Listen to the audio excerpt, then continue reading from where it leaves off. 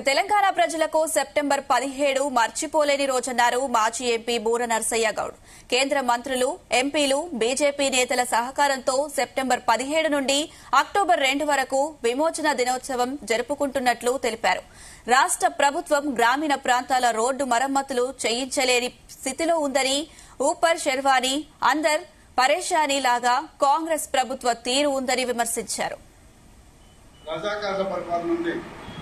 వెట్టి చాకరి నుండి దొరల పరిపాలన నుండి విముక్తి చెంది 77 సంవత్సరాలైనా కూడా ఇప్పటి వరకు అధికారికంగా తెలంగాణ ప్రాంత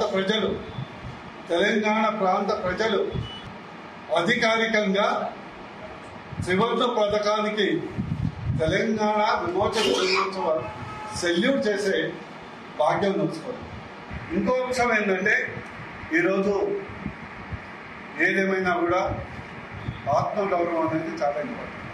ఎంత డెవలప్మెంట్ అయినా కూడా ఏ దేశాన్ని కానీ, ఏ రాష్ట్రాన్ని కానీ, ఏ కుటుంబాన్ని కానీ ఆత్మగౌరవం అనేది ఇంపార్టెంట్. తెలంగాణ పోరాటం, రాష్ట్ర పోరాటం కూడా ఆత్మగౌరవం మీద నడుస్తుంది. కానీ దురదృష్టవశాత్తు గతంలో కాంగ్రెస్, తర్వాత వచ్చినటువంటి బీఆర్ఎస్ రెండు కేవలం తుచ్చమైనటువంటి ఓట్ బ్యాంక్ పాలిటిక్స్ కూడా పాల్పడి అధికారికంగా మన యొక్క తెలంగాణ విమోచన దినాన్ని జరపలేదు. ఈరోజు కూడా దానికి ఏదో విచిత్ర